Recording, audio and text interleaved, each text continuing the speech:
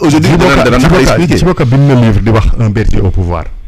Mais de plus en plus Ousmane Sonko dafay nuróo un opposant au pouvoir. Il est au pouvoir. Il incarne la légitimité de ce pouvoir-là. Mais dafa mel ni lim bëggoon ci moyen d'action jotu ko lim bëggoon xëy na ci doxal ci jàpp ni loolu la waxante woon ak askan wi également mënu ko doxal parce que peut-être président moom Ousmane Sonko mën na bëgg lu ko neex mais président xam na ni amul moyen pour def lu ko neex. Sinon la loi daf koy rattraper moom ci boppam. xam na ni tout est organisé lu ci nekk dafa am nuñ koy doxalee léegi nag soo amul dëgg looy opposé nit. ne ko yow kat dégg nañ la sàngam am nga ci tel manquement sur cette base là dañ lay sanctionner d'abord sanction administrative su fekkante ne mën na dem au pénal également ñu yóbbu la au pénal mais loolu su amul sur des suspicions ci njort ak ñaaw njort rek kilifa du réagir noonu. Alors il y a Nar Fall qui commente bon je lis ses commentaires. Nar tey ma waroon ñëw ñu Nar Fall bon il dit poussons la réflexion profondément monsieur Ly nous fait comprendre que dans la magistrature, il y a un clan de magistrats inféodés à la pratique d'antan et que cela reste un blocage pour la révolution. Loolu je pense jot nañ ko wax. xam nga quand on parle de révolution soo ko yóbbee ci terrain droit lan lay signifier terrain justice révolution lan lay signifier justice xamul révolution un clan inféodé loolu du problème. xam nga la mooy problème bi. nga ne ñii. Parce que ils sont inféodés à Macky Sall par exemple et à son régime dañ def lii ay manquements dañ leen jox ay dossiers amul diligence wala boog ñu nëbb ay preuves wala ainsi de suite ñu waroon poursuivre ay nit defuñ ko mais loolu amul wala boog gisaguñ ko soo amee bés bu ñu ko tegee sur la table mais je pense que la machine judiciaire va s'enclencher loolu amul benn problème mais par contre xam nga mën nañ ci nekk di ci disserter di wax Fallou lii c'est purement politique lan ci li la lettre de Clédor c'est purement politique. Aujourd'hui nous vivons une accalmie qui annonce une tempête loolu laa jàpp. su amul parce que premier ministre dafa soxla incarner dëgg le pouvoir daf ko soxla yor ko sur ses mains. mais dafa mel ni d'accord na ci ak président mi ngi incarner le pouvoir. non am na lu des bi nekk premier ministre changé wul depuis avril 2024 ba léegi. premier ministre la il y a aucune nouvelle prérogative président. amul pouvoir quoi prérogative mais boobu ba léegi premier ministre la changé wul. et pourtant à mi-chemin il y a 12 mois ou plus def na conférence de presse di casse ci réew mi ni muy doxee ci magistrature ni muy doxee ci dossiers yi nga xamante ne diligenté wuñ ko conseil des ministres wax na ni administration ni muy doxee jaarul yoon jëloon na ay mesures. yoo xamante ne départ note de service wax na leen nañ def lii buñ nangam. mais xam na ni lourdeur yi ëpp na loolu. mais est-ce que am na dëgg-dëgg moyen d'action parce que dafa am loo xamante ne tamit. nañ ko wax pour la vérité. oui premier ministre ak président d'accord nañ ni président dafay renforcer ses prérogatives. il l'avait même annoncé. président moo ñu ko wax président moo ñu ko wax. un super ministre super fort. dina ko jox sax wàññi lenn ci ay pouvoir am délégué ko au premier ministre. oui. pour matérialiser loolu mu légal. mais boobu ba léegi président def ko te dafa mel ni président nekkatul ci perspective bu def loolu. mais boobaa dafay légitime que ñi ànd ak Ousmane Sonko wala ñi porté woon le projet am jaaxle. waaw léegi xam nga ñi porté woon le projet. oui ci considère que ils sont 54% des Sénégalais. xam nga matuñ ko am na ñoo xamante ne ils ont voté pour sanctionner Macky Sall am na ñoo xamante ne ils ont voté pour le projet. mais bokkuñ ci ñi nga xamante ne nañ porté le projet. mais considère que ñooñu ils sont 54%. 46% yi dañ leen bëgg a exclure totalement c'est-à-dire que on gouverne pour les 54%. du loolu mooy sens. démocratie mais c'est la majorité qui gouverne. aujourd'hui seen bëgg. c'est la majorité qui gouverne. mais elle gouverne avec en prenant en charge les préoccupations. d'accord mais par exemple aujourd'hui la majorité li ñu bëggoon mooy aujourd'hui que Ousmane Sonko soit président de la République. waaw xam nga nekk ko mais Diomaye terewu ko. waaw léegi Diomaye moo ko nekk. mais si joxoñu Ousmane Sonko. waaw léegi est-ce que aujourd'hui li doon yoon mooy ni ko Diomaye annoncé ak lu mën a xew. mais mu jël un décret jël yenn prérogative yokk premier ministre doole. parce que bu ko deful day mel ne. non d'abord nit ñi dañuy ñaaw jot seen xam nga campagne. oui campagne ngay wax sa projet de gouvernance waaw l'essentiel des réformes yi nga xamante ne dañ koy def ainsi de suite. bi ñuy campagne mënoon nañu wax man kat dañ ma teree nekk candidat gis ngeen ko. sama jëmm ji lañ doon bañ. mais par contre kii laa désigné soo leen ko falee man ak moom ñooy ànd liggéey te moom dina ma bàyyi.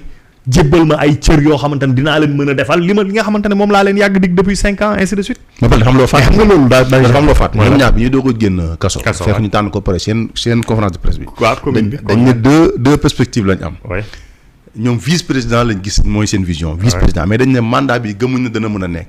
donc ce qu'il y a bu ñu mënul voter loi vice président bi dugg. Ce qu'ils vont faire mooy peut-être ils vont renforcer les pouvoirs du premier ministre loolu je me rappelle Ousmane Sonko l'a dit. loolu ça m'avait échappé peut-être même que. oui donc aujourd'hui xëy na Ousmane Sonko doon na ko xaar. mais xaar na ko te man li ma jàpp moom loolu moom je le dis en toute vérité.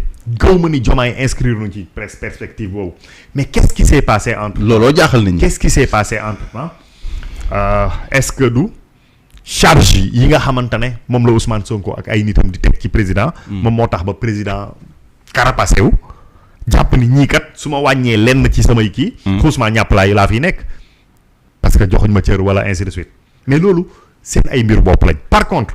aujourd'hui li ñuy gouverner mooy. li nga xamante ne moom mooy suñu ay texte moom la teg. nous avons un président de la République nous avons un premier ministre aujourd'hui ndax dina ko jox wala di ko jox loolu mi ngi suñ kanam mais par contre on sait que premier ministre moom dafay dóor ay coup de pied ci fourmilière bi. gis nga loolu moo indi peut-être ñu dem ci réaménagement gouvernemental. oui am na ñuy wax ni premier ministre moo demandé et obtenu la tête de Ousmane Diagne. Ousmane Diagne oui. également celle de Jean-Baptiste Tine. bon moo leen indi woon. waaw moo leen indi woon moo leen consulté woon seen gis-gis ci mission bi ñu leen doxoon. ak moom xëy na bokkul. donc mu jëlee leen fi indi ñeneen mais dafa mel ni ñooñu bi mu leen indee tamit doyul ci. doxal mission bi et bul fàtte. dafa mel ni sax dafa am Clédor Ciré Clédor dafay nekk oiseau. Mauvais augure ou bon augure mais dafay nekk oiseau annonciateur de ce li nga xamante ne moom mooy ñëw c'est l'hirondelle qui annonce le printemps parce que mais il y a 6 mois su ma jumul. defoon na lettre bu xaw a mel nii. attaqué wu également la justice ak di théoriser waat révolution beeg yooyu defoon na ko. ça veut dire que quand il y a un malaise un mal-être chez le premier ministre. dafa mel ni moom bokk na ci lieutenant yoo xamante ne ñoom ñooy njëkk génn dóor parce que bul fàtte ni des fois am na loo xamante ne dañ koy rendre public. ça peut faire l'objet d'un débat mais dafa am destinataire dëgg-dëgg prioritaire et c'est le président qui comprend déchiffre le message qui lui est adressé. xam na seen ay méthodes xam na seen ay éléments de langage donc. dama jàpp ni lii président la et bul fàtte il y a quelques mois déjà ci ginnaaw Akhenaton Guy Marius Sagna ak xawma kan génn nañ di wax président di ko wax ni soo amee xel dellool affaire bi mais boobu moo gënoon gaaw pour man delloo Fall fii lañ doon toog chaque jour ma naan Diomaye na démissionné delloo Ousmane Sonko yéen ñëpp daf leen jaaxaloon sax bi ma koy wax non parce que loolu parce que dama xam ni on allait inéluctablement vers une crise institutionnelle ba léegi nag dugguñ en plein dans cette crise là mais ñëpp a ngi gis un premier ministre renfrogné à côté du président de la République il n'échange presque pas de regard loolu c'est-à-dire que dafa nekk ay images yoo xam te ne dafa mais aujourd'hui moom il est premier ministre mais nag dafay xam fu ay pouvoir am yam damay jàpp ne itam am na loo xam ne même bu ko bëggee il ne ba mën na si waxtaan ak président mais mën na koo forcer mu def ko xëy na bu fekkee loo xam ne dafa jàpp ne changement bu radical la war a doon loolu doole jooju président moo ko am président moo war a demander xëy na bon